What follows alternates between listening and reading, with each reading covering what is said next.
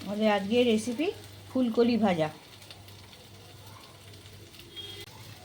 তাড়াহুড়োর সময় এই ধরনের রান্নার প্রিপারেশন করে নিতে পারেন।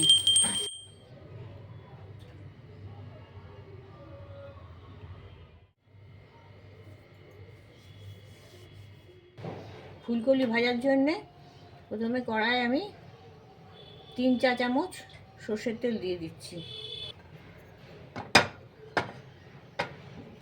তেলটা গরম হয়ে গেছে, আমি ফুলকপিগুলো দিয়ে দিচ্ছি। প্রথমে ফুলকপিগুলো একটু ভেজে নেবো। ফুলকপিগুলো ছোটো ছোটো করে সাইজ করে কেটে নিয়েছিলাম। একটু নুন আর একটু হলুদ দিয়ে আমি এগুলো ভেজে নেবো, হালকা করে ভাজবো।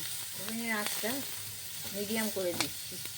ফুলকপিগুলো ভাজা হয়ে গেছে, 3 মিনিট মতন মিডিয়াম আছে ভেজে নিয়েছি। আরও 2 চামচ মতন সর্ষের তেল দিয়ে দিচ্ছি। একটা বড় শুকনো লঙ্কা আধখানা করে ভেঙে দিয়ে দিচ্ছি। হাফ চা চামচ মেথি ফোড়নে দিয়ে দিচ্ছি। একটা মিডিয়াম সাইজ পেঁয়াজ এতে দিয়ে দিচ্ছি। এবার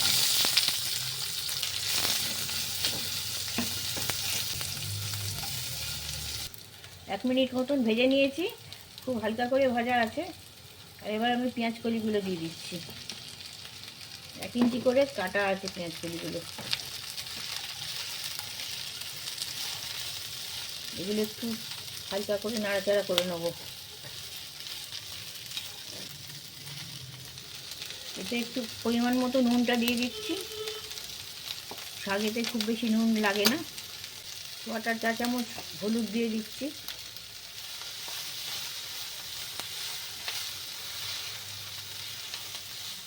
তিন মিনিট মতন ভেজে নিয়েছি। এবার এগুলো দিয়ে জল ছাড়ছে পেঁয়াজ কলিগুলো দিয়ে। এবার আমি ফুলকপিটা দিয়ে দিচ্ছি, সাথে হাফ চা চামচ চিনি দিয়ে দিচ্ছি।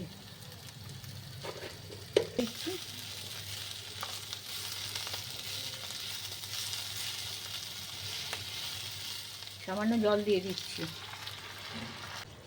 1 টেবিল চামচ টমেটো কেচাপ দিয়ে দিচ্ছি। আপনারা ইচ্ছে করলে টমেটো কুচিও দিতে পারেন। আর টমেটো কুচি দিলে যখন পেঁয়াজ কলিগুলো দেবেন সেই সঙ্গেই টমেটোগুলো দিয়ে একসাথে ভেজে নেবেন। এগুলো একটু মিক্স করে দিচ্ছি। ওভেনের আঁচটা আমি মিডিয়াম করে দিয়েছি। এবার আমি একটু চাপা দিয়ে দেবো। 3 মিনিট মতন চাপা দিয়ে রেখে দিচ্ছি।